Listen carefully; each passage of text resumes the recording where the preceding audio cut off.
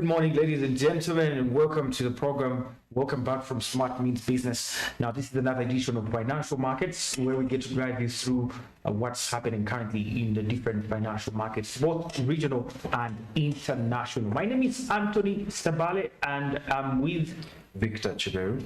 Yes, and we're here to give you a fresh look at what's happening in the current state of affairs as per the financial markets trading. The show is proudly sponsored by Altex East Africa, and with Altex East Africa, we're saying you can do something new. Altex East Africa is a brand that is regulated by the Capital Markets Authority and licensed by the same body to actually carry out trade in fixed income markets. Fixed income markets have become some of the most popular, and with Altex East Africa, we are bringing them closer to you. Simply grab your phone using MTN, Airtel, or any other telecommunications network and dial *292#, and then you will access a menu where you can be able to learn more about the products, or you can choose the bonds and choose the maturity period which you would want to invest in, and then you invest the amount, you actually put the amount you would want to invest, starting with 15,000 Ugandan shillings upwards. Altex East Africa also gives you a chance to trade during the entire day from 15 minutes past 8 a.m. to 15 minutes past 3 p.m. East African Standard Time. And that is exactly something new. Well, let's get into the business of the stock exchange. Today we have quite a number of things to discuss, right, Victor? Indeed. And indeed, including one of the most surprising bits of last week, that was NSSF buying into Airtel, or actually applying to buy into Airtel at a 10% stake, and that is over 199 billion worth of investment in the final lap, that is on the closure of the IPO. We also have other news coming in from the stock exchanges across East Africa, but let's, of course, first and foremost, start with the Uganda Stock Exchange. Victor, what do you have for us? Well, as per the Uganda Stock Exchange, we are looking at its previous closing day, which was yesterday, and actually it was the first weekday, so the results are very much different from the closing day of last week. But we closed with a total of 23,180,955 shares, corresponding to a market value of 379,309,908,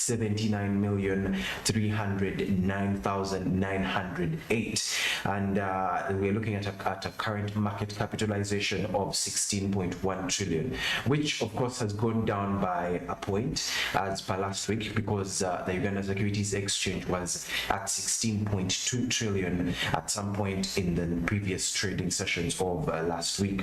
But we're looking at an aggregate of 6 Uganda Securities Exchange listed equities that participated in the trading, and we ended with 6 gainers as well as 5 losers. And of course, leading the gainers, which is not so surprising, we're looking at Stanbic Bank Uganda, and it led the gainers with 1.09% share price appreciation. Of course, this was closing at 31.60 Ugandan shillings per share. It was closely followed by Centum Investments, which also saw a 0.75% appreciation. We're looking at Umeme, that also saw a 0.24% share price appreciation, as well as Jubilee Holdings, that also saw a 0.04% share price appreciation. And we do have losers, but before we slide to the loser side, we just wanted to shine some light on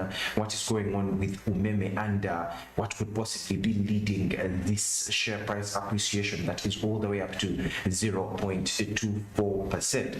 But Anthony, before we go into details with what is going on with Umeme, just for context, Umeme was first incorporated in Uganda as a private limited company on May 6, 2004, and it later converted into a public company on June 28, 2012 under the Companies Act.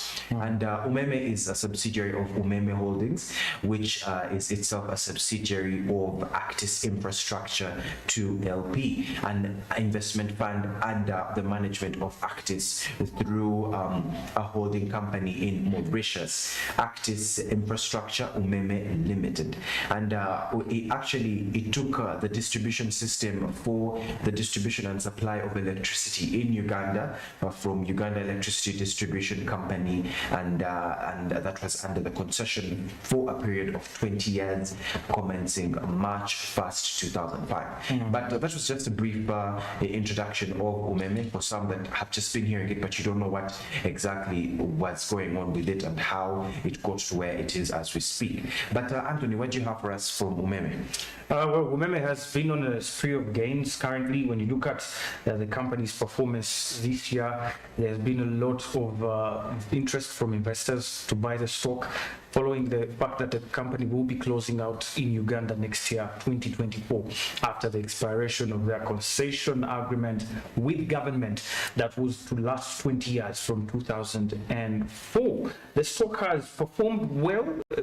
Actually, when you look at all the performances, beat the key performance indicators, like the year-to-date performance, the month-on-month performance, the year-over-year performance, the institution has performed extremely well. And if we could throw back just about a year ago, someone who invested in Umeme a year ago has made money at least up to 90%. The interest he has been able to gain, because Umeme was trading as low as 175 shillings exactly 1 year ago, but now at 415 shillings, there's been a lot of value really that has been added to the investors' portfolio. But also the company declared the highest dividend on the stock exchange this year, and this has been an increase from last year's 53.9 to the current 63.1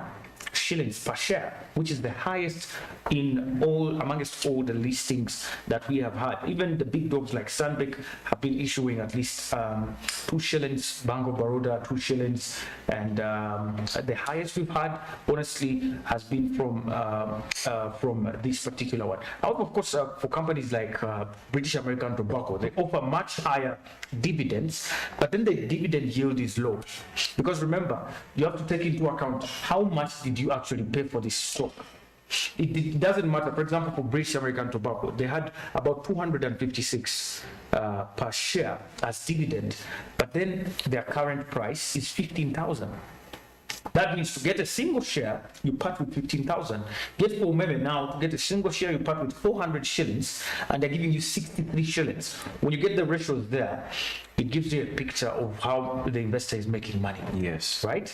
And so this is where Umeme really has taken strides in improving the portfolios of investors and giving them value. But also, Victor, next year, for your own note, the company will be closing and there will be delisting of this company from the stock exchange. And as per their prospectus, the deal says every investor, regardless of the share price at the delisting phase, will receive 600 shillings.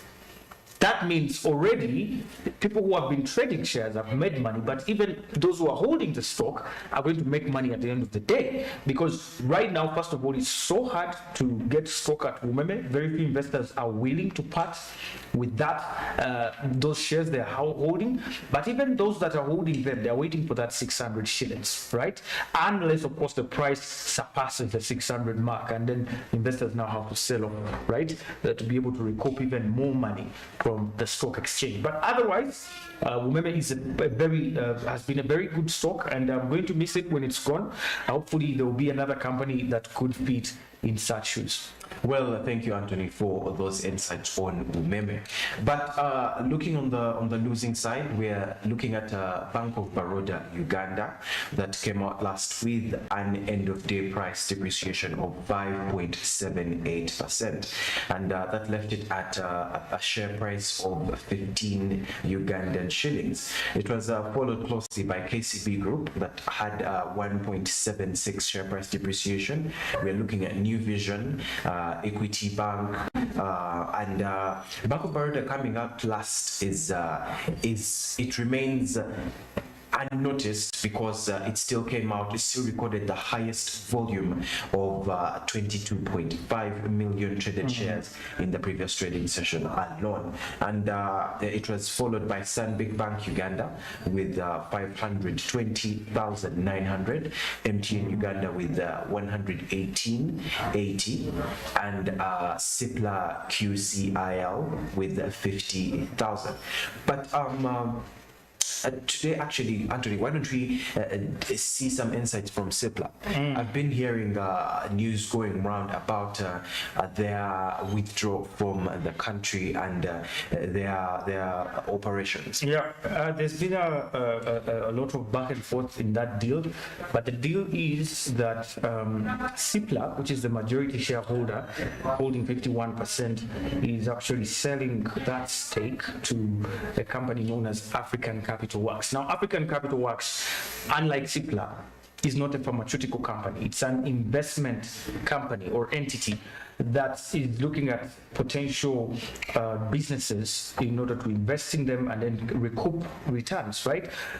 Which is going to be quite tricky for Cipla, but already the deal is underway. And one of the things that has been hindering the deal to break probably has been some of the deals that Cipla had with Zambia. Cipla delivered some drugs to Zambia, and this was on credit. These were not paid in time, and that affected the balance sheets of Cipla so much that in 2020, in 2021, 2022, there were challenges with the profit margins. But that was recouped in 2022. At the end of 2022, the results showed there was a very big improvement after at least Zambia was able to clear that debt. However, regardless, still speaking about the transition of Cipla to Africa Capital Works, that has still the deal has not been yet cut, but there's no going back. Seemingly already there's a lot going underway for the company to transition into the hands of African Capital Works. But remember, we also have other shareholders, personal shareholders, individual shareholders rather, like Katongole. Mr. Katongole is a shareholder there, Mr. Yiga Matovu. We do have private investors like Meditab, EU, and a couple of other investors within the company. So the business is still going to thrive despite the fact that there's this transition, because of also the innovations that are coming into the business. They are doing now a new set of drugs called Flozicard, and these are diabetes drugs. They're also doing an oncology project where they're going to be setting up a plant to manufacture anti-cancer drugs. All that is healthy for the business, and the incentives from government are still also available for all the pharmaceutical businesses in the country. So I believe there's a positive trend for Cipla. Well, what a way to go for Cipla. We are definitely seeing a light at the end of the tunnel. But regarding the performance of the Uganda Securities Exchange market indices, and of course starting with the all share index, which is the benchmark, we're seeing 4.22 points shed, giving us a depreciation of 0.45%, and of course points to close at 925.85, and this was representing a 1 week loss of 1.11%, a 4 week loss of 0.94%, and an overall year to date of 23.65%. And the Uganda Securities Exchange local company index, and on the other hand, increased by 0.07% to reach 278.53 points, and this was making it leave us at a 1 week loss of 1.31% and a 4 week gain of 0.01, as well as a year to date gain of 2.15%. But regarding these market indices, what is your take on the performance? Well, I'm happy with the local company index as well. Stanbic yesterday on Friday lost some value and kind of put some worries, but I mentioned it on the show here that really there was nothing to worry about. It was a slight loss, and you can see they're already recouping that loss, and offsetting the loss has been a gain of 0.34 Ugandan shillings to a tune of 31.60, and that was a 1.09% gain. That has influenced the all share index and the local company index positively, like we can see them at the moment. And also stocks also participating in trade increased, Victor, notably. We had 6 listings, which is quite rare. We usually have on average 3, and now today we have a double of that, which is also something to note for our all share index. And most of the counters are really performing quite well, especially the local company index, which gives you a very good representation of the entire exchange. Well, thank you for those insights, Anthony. But turning our attention to one of the most eye-catching stories of this week, actually, as well as the previous one, we're looking at NSSF Uganda's last-minute decision to take 50 parts of Airtel's IPO stock. And looking at our latest information on that particular story, actually, it was only 4 hours before the closure of Airtel's initial public offering. And as the telecommunication actually struggled to get investors to make a third extension to hit the target of selling at least 20% of the floated stock, we're looking at NSSF buying over 50% of the 8 billion shares. So in a joint statement by the managing director Patrick Ayota and the Airtel CEO Manoj Murali on Friday afternoon, Uganda's biggest pension scheme has actually invested $52.7 million, and this is approximately 199 billion for 10.55% of the 20% stock on offer.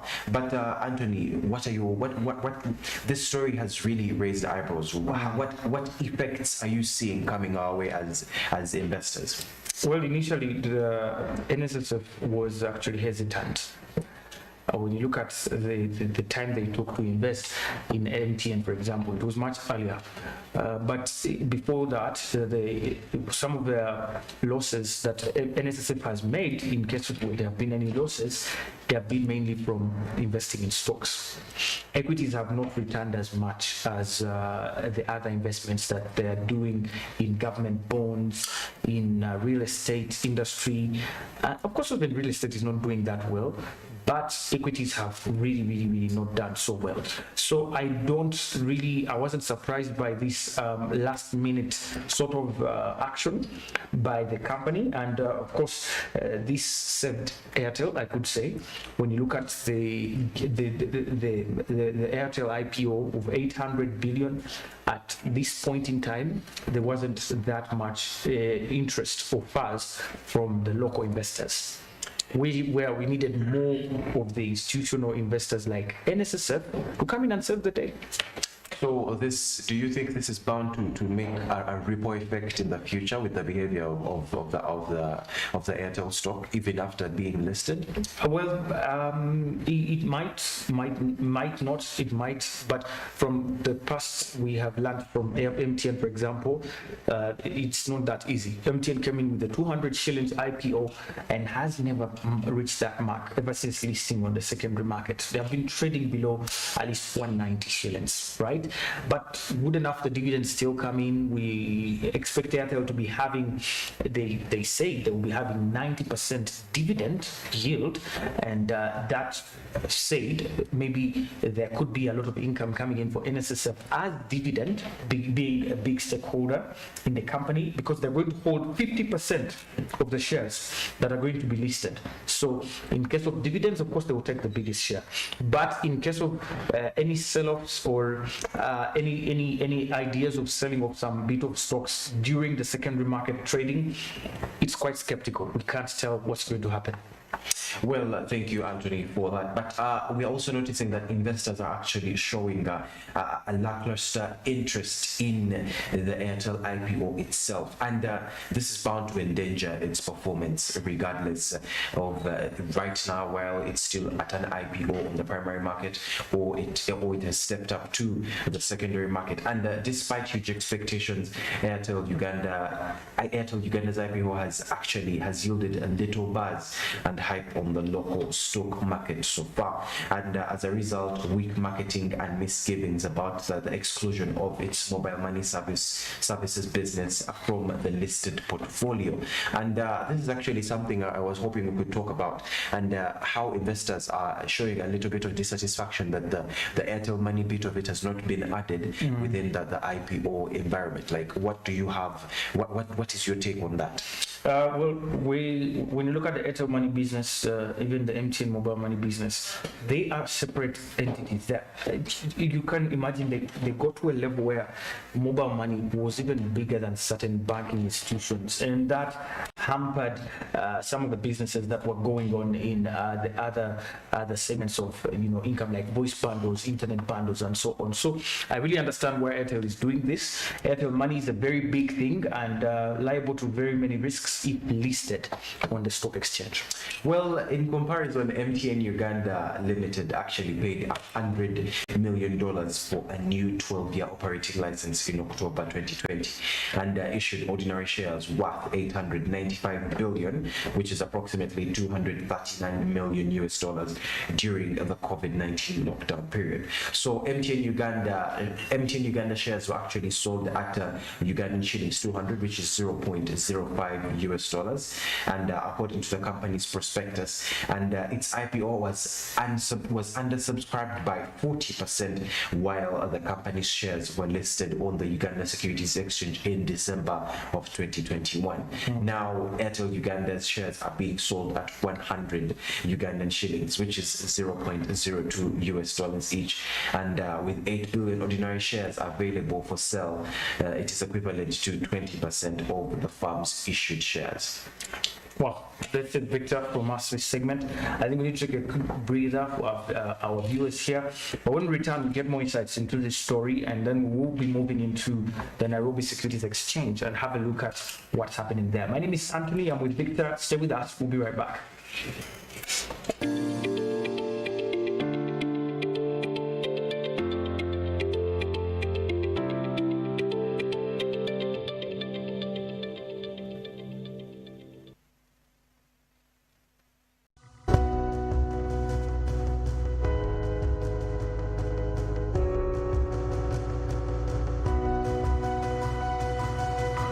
Smart24, driving business.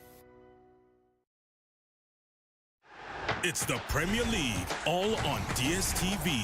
All the goals, clashes, and moments. All of Rashford, Salah, and Saka. Their start is getting better. All in the language of your choice. All in HD. Available on all these bouquets to choose from. To watch on all these devices. Get DSTV with an HD decoder plus installation and 1 month family for 89,000 Ugandan shillings.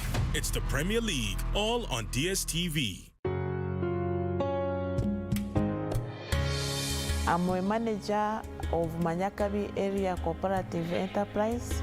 It was formulated way back in 2004. We are mainly in 3 enterprises: maize, beans, and soybean. We do cleaning, sorting, grading, and packing, and we sell them as grains. But for maize grains, we add value, we mill, sell it as maize flour and animal bran. Staff who are in administration, the number did not increase. But in the sales department, the number increased. In the milling team, now we have 3 shifts.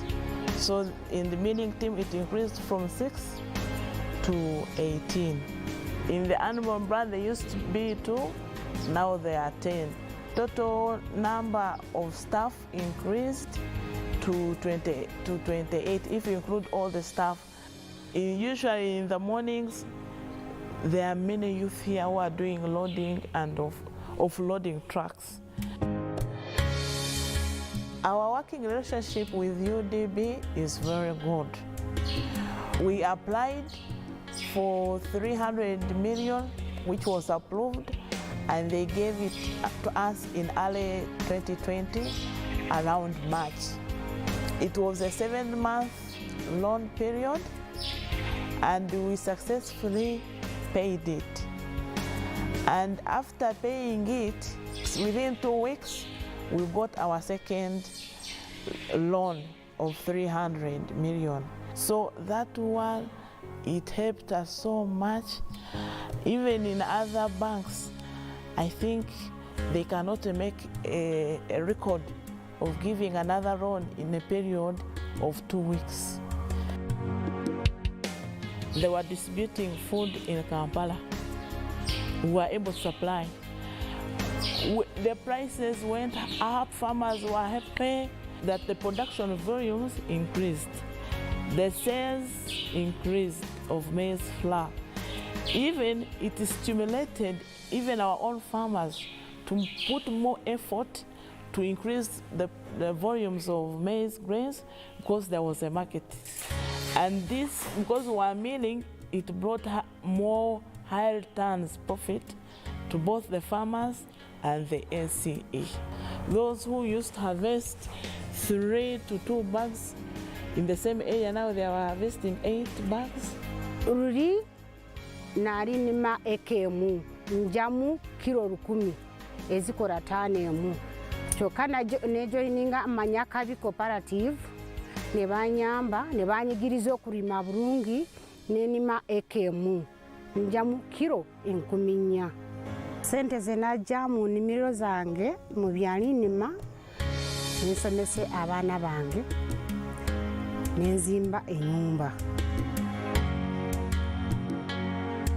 On a year basis, we are producing 150 metric tons of what? Of maize flour.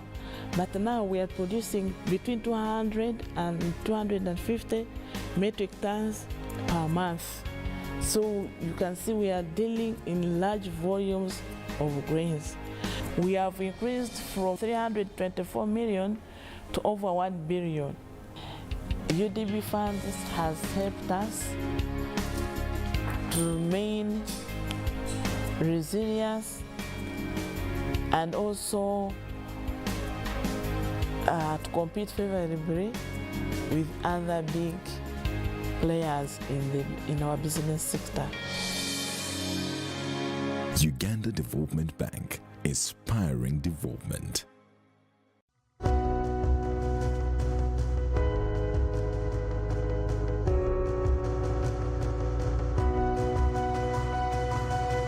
Smart24, driving business.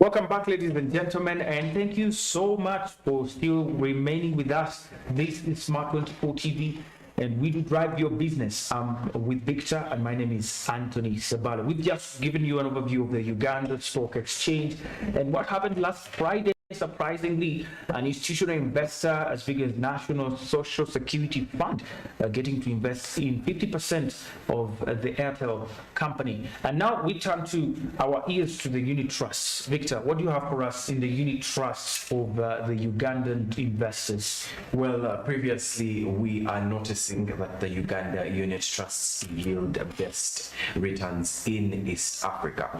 But looking at the investments made by savings and credit cooperative organizations in unit trust funds, reasonable interest rates are registered by savers and strong product uptake among low-income earners are attributed to notable unit trust accounts balances that are held by Ugandan savers compared to its peers in Uganda, in Kenya and Tanzania. But unit trust products are organized and collective savings channel channels that attract short-term savings from both poor and rich clients seeking to achieve different financial goals. So figures published by the Uganda's Capital Markets Authority show average individual balances recorded among local unit trust funds and also referred to as collective investment schemes that stood up to $8,000 by the close of June 2023. Anthony. The total number of clients as well increased from 56,787 in March 2023 to 66,188 by the end of June 2023, while the total value of assets under management by the Ugandan unit trust funds amounted to at least $530 million by the close of June 2023. In comparison, average individual balances belonging to Tanzanian unit trust savers stood at $3,529, while the total number of clients accounts was estimated at 183,987. So looking at total assets managed by Tanzania's unit trust funds, and they were actually valued at $649.3 million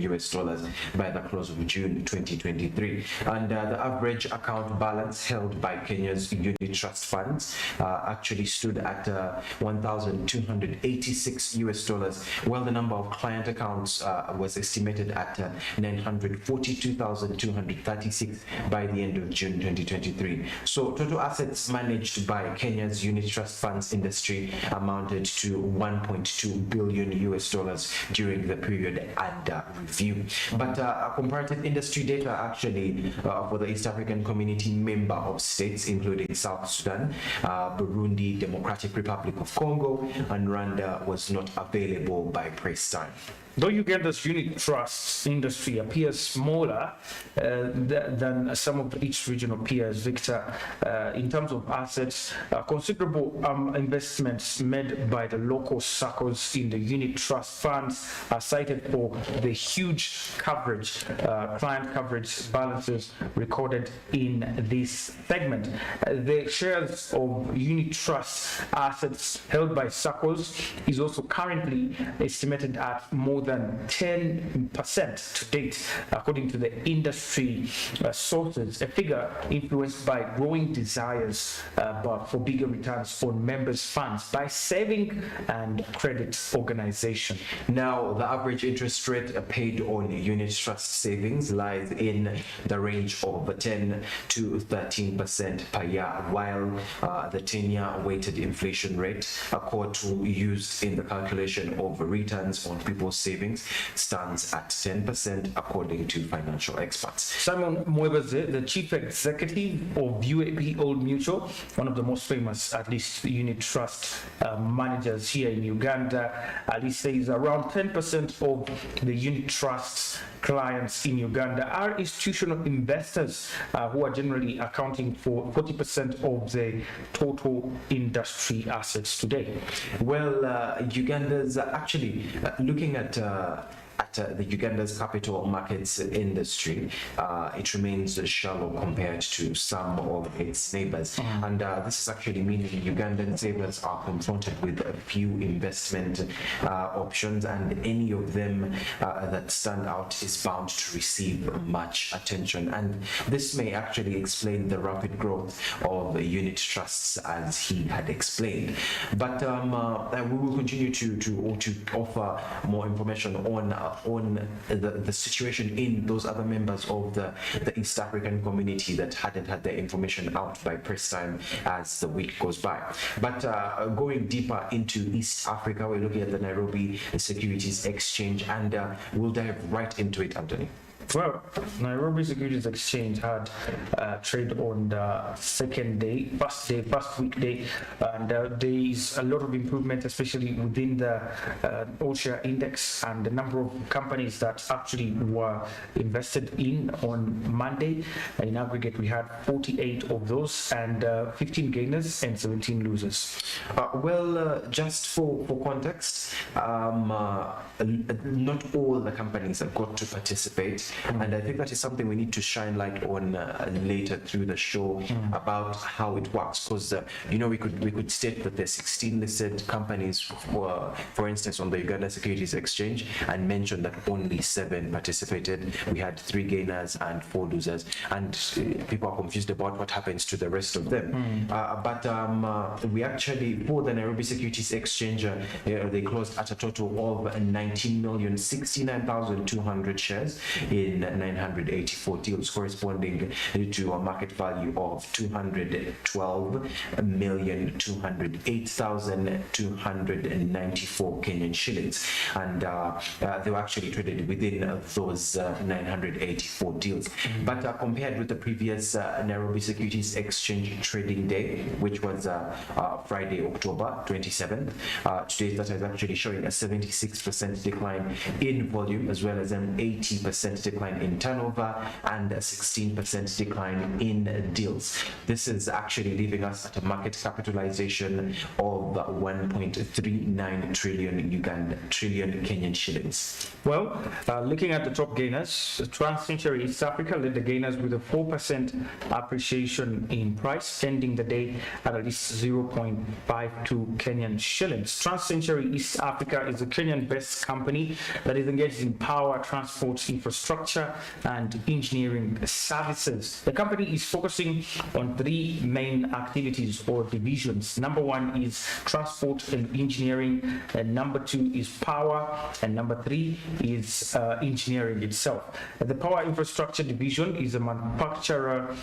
based on electrical cables, and also transmission equipment in East Africa. When you look at the broader division, that is the engineering division, Trans-Century East Africa is the region's leading mechanical and servicing, civil engineering, and of course contracting firm, both in the East and Central African parts. When you look at the current value of Trans-Century East Africa, it is the 58th most valuable company on the Nairobi Securities Exchange, with a market capitalization of 195 million Kenyan shillings, which represents about 0.014% of the Nairobi Securities Exchange equity market. Yesterday, the company actually gained by 4% and closed off the day with at least 3,600 shares that were traded. In terms of numbers, Trans-Century actually it is standing at a share price of 0.50, and looking at the previous data, they recorded a 4% gain from the previous closing price, which was 0.50 Kenyan shillings, and it actually began the year with a share price of 0.93 Kenyan shillings, and has since lost 44.1% of that price valuation. This is obviously ranking it the 59 on the Nairobi Securities Exchange in terms of year-to-date performance. But Trans-Century is actually the 26th most traded stock on the Nairobi Securities Exchange, and that has been so over the past 3 months. We are talking from August 1st to 30th October 2023, and it has traded a total volume of 1.21 million shares in 617 deals, valued at 637,913 Kenyan shillings over the period. This is actually leaving us at an average of 19,260 traded shares per session, as well as a volume high of 115,300 achieved on October 27th. And this is actually a low of 300 on September 6th, and this is for the same period.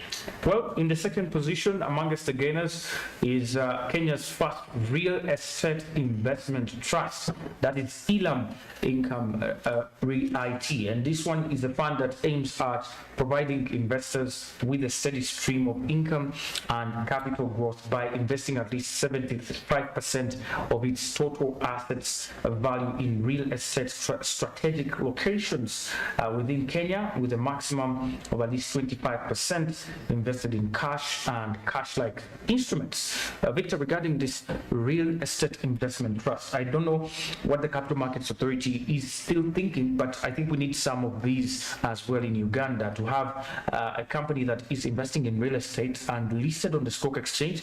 That would be a plus for our real estate industry, would it? It really would, but the Uganda as a business environment is a tricky one, especially for the real estate area.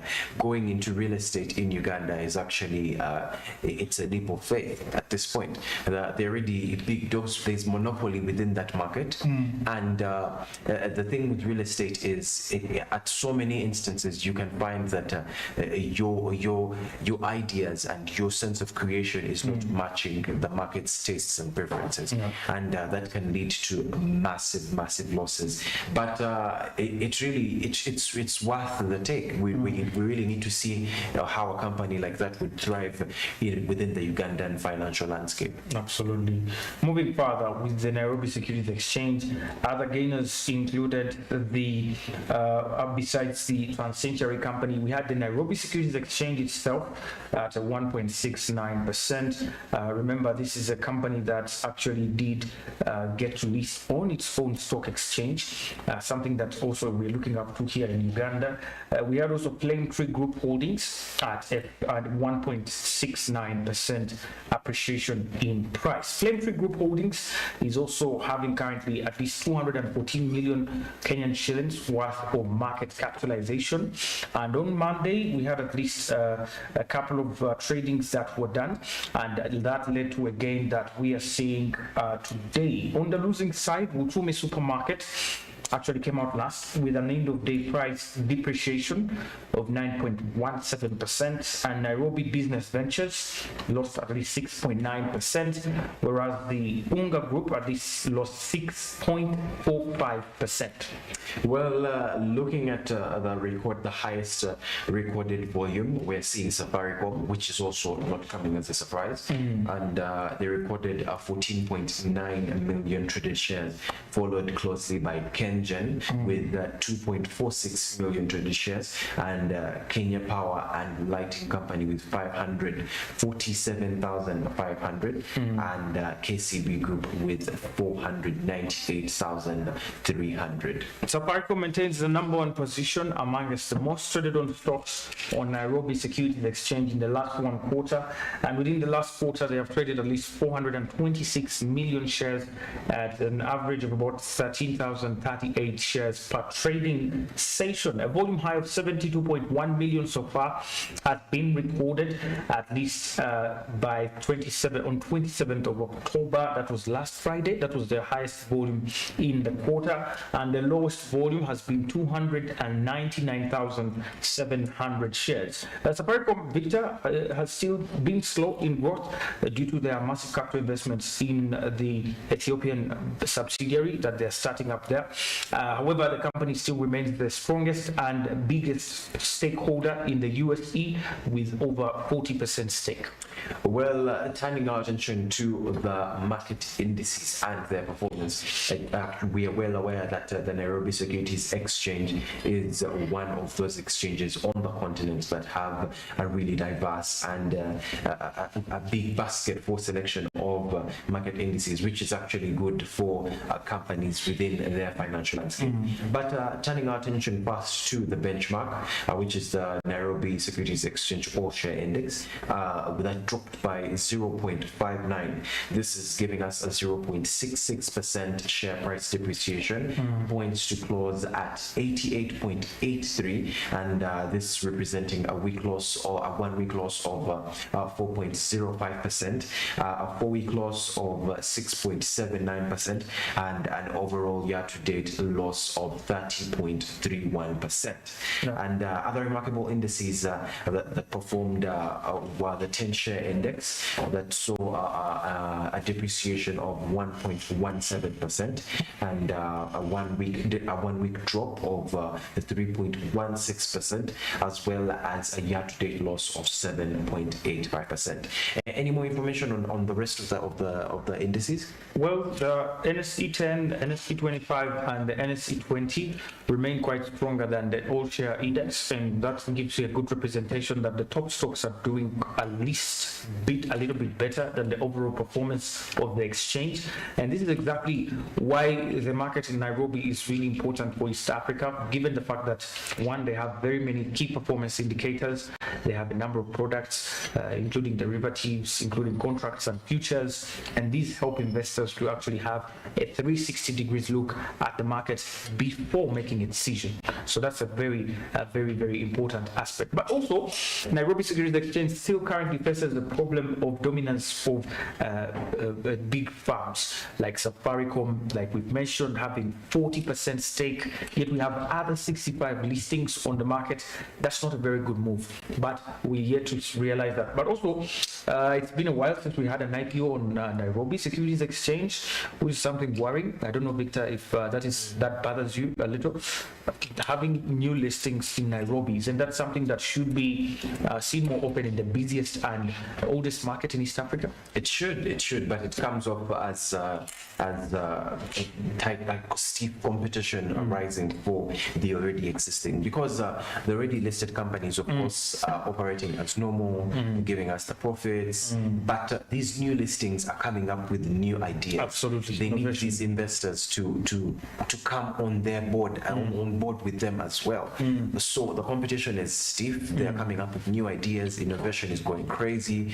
We are seeing all these companies boasting new ways of all these investors accessing their dividends, accessing stock, trading stock, making everything convenient, and that is by going online with all these requirements. And this is obviously supposed to put all these already listed companies to test. And once they catch with the flow, it's going to actually cause mass development, and that is exactly what we want to see as investors. But liquidity has also gone down on the Nairobi Securities Exchange. According to data from CBK, the liquidity has declined to 4.8% last year, from at least 5.9% in the previous year, and then from 6.4% in also the other year.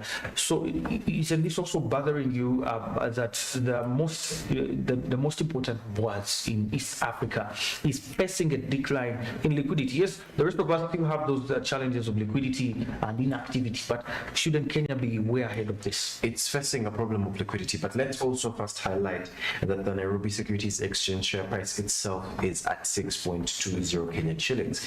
This is rather a small price. It's a small price, and looking at its previous closing day, we're seeing a 1.7% gain over the previous closing price of 5.92 Kenyan shillings. This is promising. That alone is promising, and the moment the exchange itself is making that, it is bringing in the income, all these other entities are bound to get the effect as well. But the problem, in my point of view, the problem comes directly from the security exchange itself. This liquidity is not a problem of the companies, because they're doing their job. We're seeing the winners and the losers, and they all have reasons for their performance. So the liquidity itself comes with the exchange as it's a general problem, and I think that the heads have control over this. They can decide to liquidate it, they can decide to take the liquidity down, and I think it's still up to them regardless. They know why, they know the decisions they're making within these committees, and it is obviously for the better of all these entities. Thank you, Victor. Well, we're going to take another break, and when we return with Gloria Nampija. We'll be giving you a taste of what is happening in South Africa, what's happening in the United States, in the Bitcoin and blockchain technologies, and what is in the news as well on the global financial markets. But don't start your dial. Smart24 TV continues to drive your business, and this is Financial Markets.